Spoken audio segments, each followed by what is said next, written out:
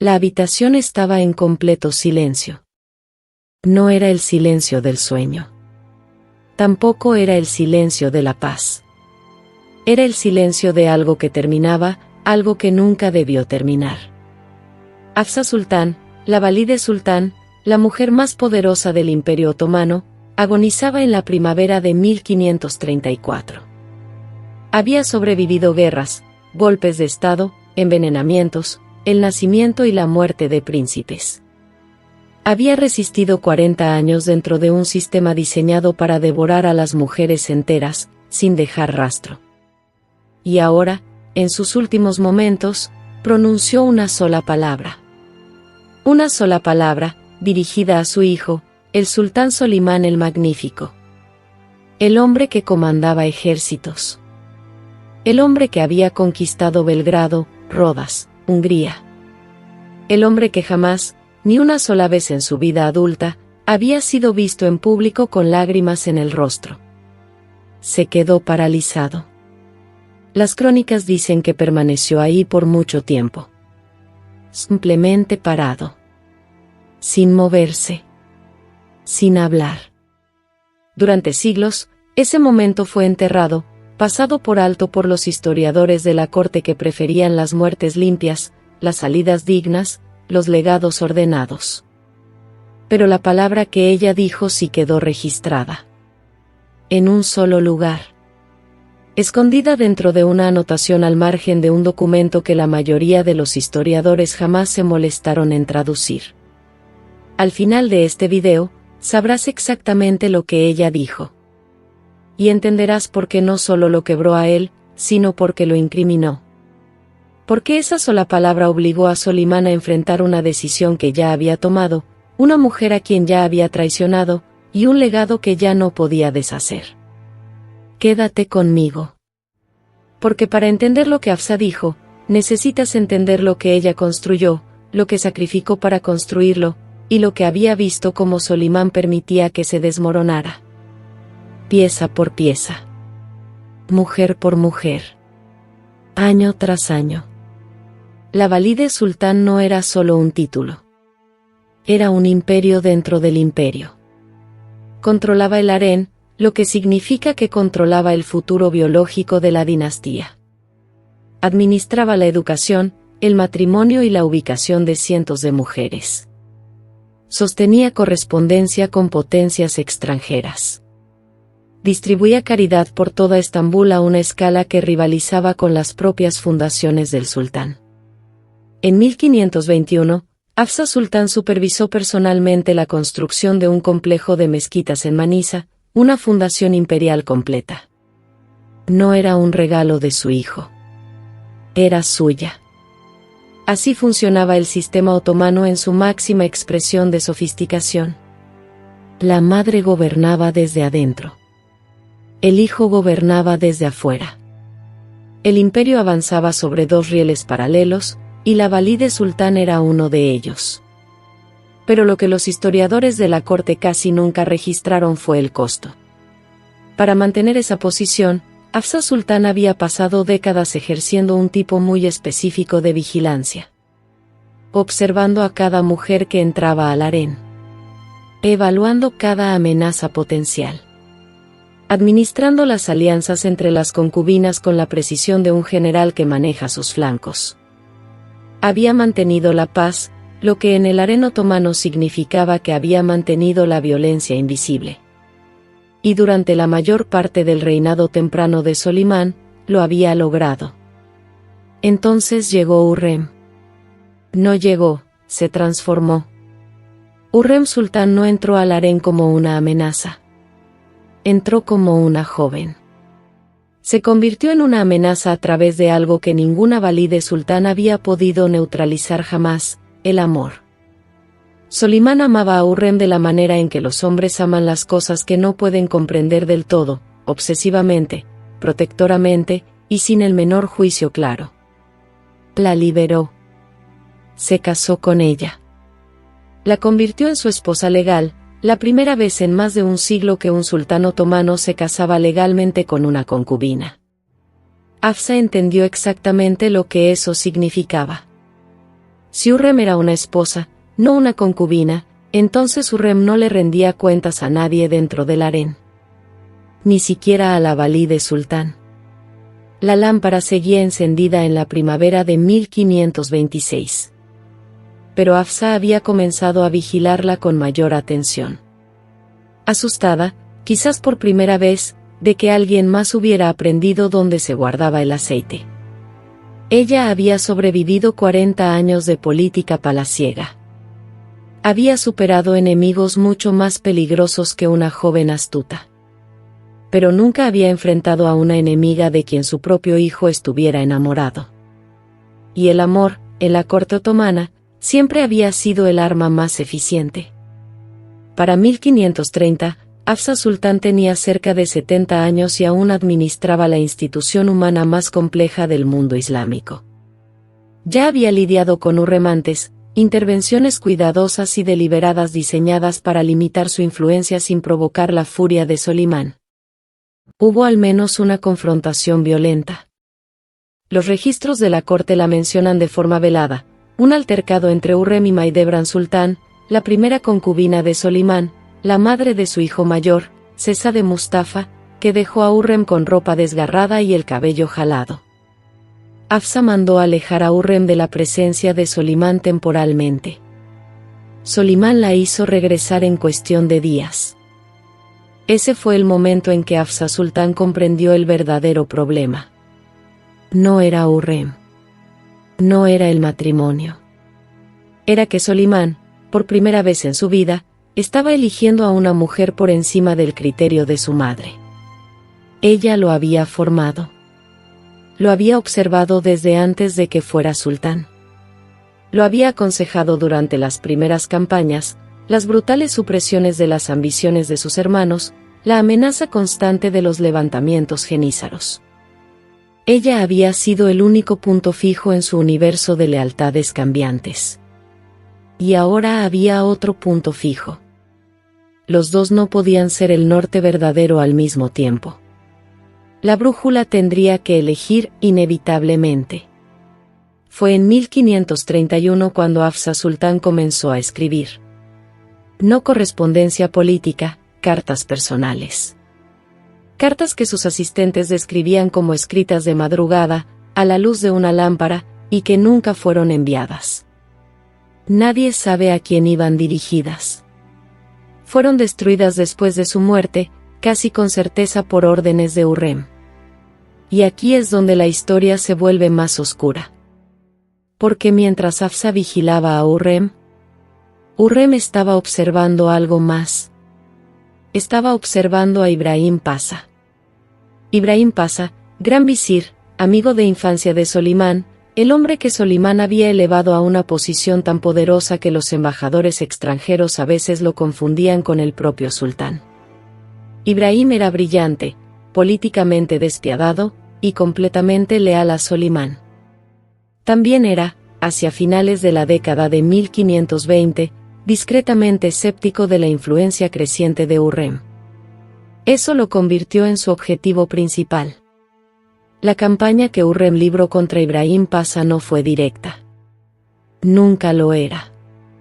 Avanzó a través de susurros, a través de manipulaciones, de dudas sembradas con precisión, de la erosión lenta y silenciosa de la confianza que Solimán tenía en un hombre al que había conocido desde niño.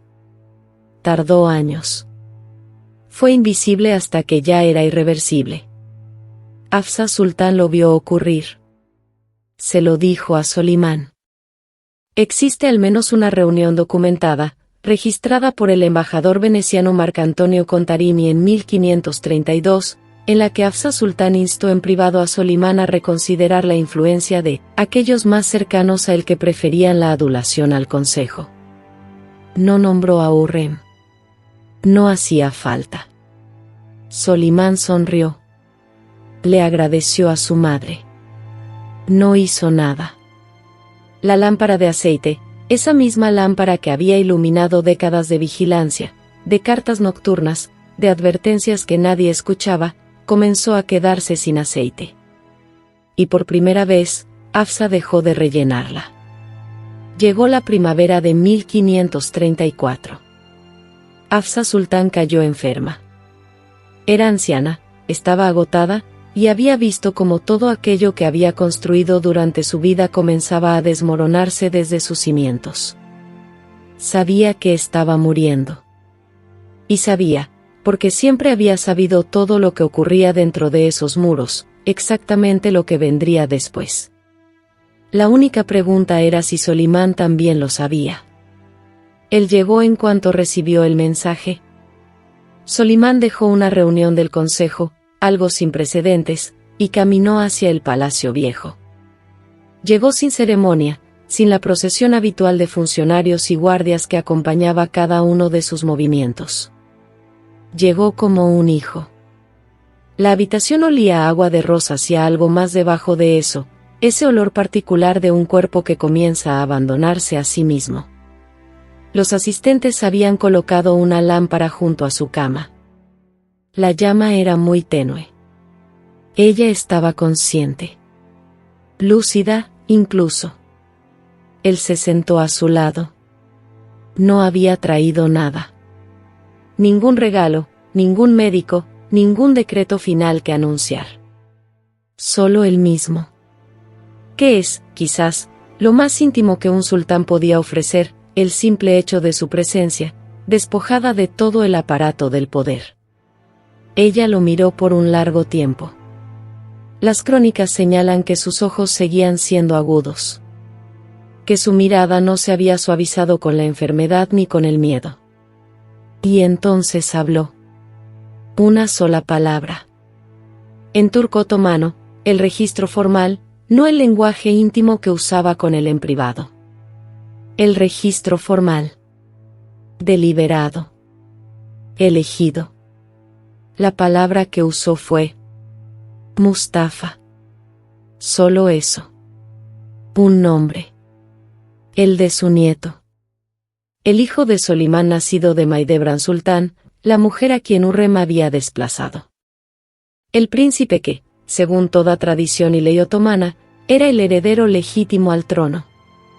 No lo acusó. No discutió con él. No enumeró sus miedos ni las maquinaciones que había presenciado. Dijo el nombre de un muchacho, ya un joven adulto para entonces, amado por el ejército, adorado en las provincias, y miró a su hijo a los ojos. Y cerró los suyos. Murió 20 minutos después. Y Solimán se quedó paralizado. Porque entendió exactamente lo que ella quería decir. Por 4 siglos, la historia que se contó sobre la muerte de Hafsa Sultán fue esta: murió en paz, en su sueño, profundamente lamentada por su hijo, recordada con una gran mezquita y el duelo de la corte. Esa versión es casi completamente falsa.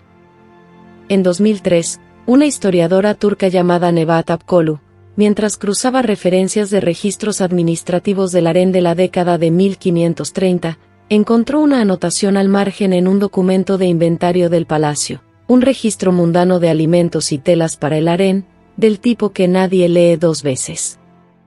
La anotación marginal, escrita con una mano diferente a la del texto principal, registraba lo siguiente. La valide pronunció el nombre de su nieto ante el sultán y luego partió. El sultán permaneció en la cámara durante el tiempo de una oración. La lámpara fue retirada por orden de Hurrem Hatun esa misma tarde. La lámpara fue retirada por orden de Hurrem Sultán. Esa misma tarde. El cuerpo de Hafsa Sultán aún no había sido preparado para el entierro. El protocolo de luto de 48 horas aún no había comenzado. Y Hurrem ya había enviado a un sirviente a retirar la lámpara de la cámara de la muerte. No se trataba de una lámpara. En el lenguaje simbólico otomano, el lenguaje del harén, donde todo lo que no podía decirse se hacía en cambio, retirar la lámpara de la cámara de la valide sultán significaba una sola cosa: el cargo estaba vacante. La autoridad había sido disuelta. Una era había terminado. Hurrem lo hizo en menos de una hora. Lo hizo antes de que Solimán hubiera salido siquiera de la habitación. Piensa en lo que eso te dice. No sobre la crueldad de Hurrem, eso ya lo sabíamos. sino sobre lo que ella creía. Creía que Solimán no la detendría. Creía que él ya había tomado su decisión. Creía que cualquier dolor que él sintiera no se traduciría en la protección del legado de su madre, de su red de lealtades, de sus allegados, ni de su nieto. Tenía razón. En menos de 6 meses de la muerte de Hafsa Sultán, Mahidevran Sultán, la madre de Mustafa, la rival principal de Hurrem, había sido expulsada de Estambul. Fue enviada a Manisa para acompañar a su hijo en su destino provincial. Jamás se le permitiría regresar. Pasaría los siguientes 17 años aislada, empobrecida, despojada de su asignación por órdenes de la corte, incapaz incluso de dar a Mustafa un entierro digno cuando llegara el momento. Las mujeres que habían sido leales a Hafsa fueron reasignadas, casadas con hombres de provincias lejanas, enviadas al olvido. La red que Hafsa había construido durante 50 años fue desmantelada en 18 meses. Un nombre. Una lámpara. Una tarde. Rindamos cuentas de las personas en esta historia. Porque la historia no termina, simplemente deja de registrarse. Hurrem Sultán consolidó todo aquello para lo que se había posicionado. Con Hafsa muerta y Mahidevran exiliada, se convirtió en la única autoridad del harén, sin que nadie la desafiara, sin intermediarios. Utilizó la siguiente década para eliminar a Ibrahim Pasha. En 1536, Solimán ordenó que Ibrahim fuera estrangulado de noche, dentro del mismo palacio, aparentemente después de cenar con el sultán. El cuerpo de Ibrahim fue encontrado a la mañana siguiente. Los cargos eran vagos. Las razones verdaderas murieron con él. Los historiadores llevan 5 siglos debatiendo si Hurrem fue responsable. Los venecianos de la época no estaban debatiendo. Mahidevran Sultán sobrevivió a su hijo, que es quizás el hecho más cruel de toda esta historia. Mustafa fue ejecutado en 1553. Su madre se enteró a través de rumores, no de una notificación oficial. No se le dieron fondos para organizar su funeral. Pasó los años que le quedaron en la pobreza, enterró a su hijo con dinero prestado, y murió en 1580, habiendo sobrevivido a Hurrem, a Solimán, a todos, sola en Bursa, en una casa que los lugareños llamaban la casa de la madre olvidada. Sesade Mustafa, el muchacho a quien Hafsa nombró con su último aliento, tenía 38 años cuando fue ejecutado. Estaba en la cima de su prestigio militar. Los genízaros lloraron abiertamente en el campamento cuando se difundió la noticia, lo que te dice algo sobre la magnitud de lo que se perdió. Por ningún relato histórico creíble había cometido traición. Los cargos se derrumbaron casi de inmediato después de su muerte. Solimán, según se dice, pasó 3 días negándose a comer después de la ejecución. 3 días. Y luego la corte siguió adelante, como siempre lo hacen las cortes. Solimán el Magnífico continuó reinando durante 23 años más. Conquistó, construyó, legisló, y es recordado como el más grande sultán de la historia otomana. Su epitafio no menciona a su hijo. Su epitafio no menciona la última palabra de su madre. La historia es, entre otras cosas, una larga negociación sobre lo que se deja fuera. Pero lo que no aparece en los monumentos es esto. Se quedó paralizado. Solo una vez. En una pequeña habitación que olía a agua de rosas y ceniza. Porque una mujer moribunda dijo un nombre. Y en algún lugar debajo de toda esa magnificencia, debajo de las campañas y la arquitectura y los códigos de ley, él sabía que ella tenía razón. Sabía que había elegido mal. Y sabía que era demasiado tarde. Esa es la historia que los monumentos no te cuentan.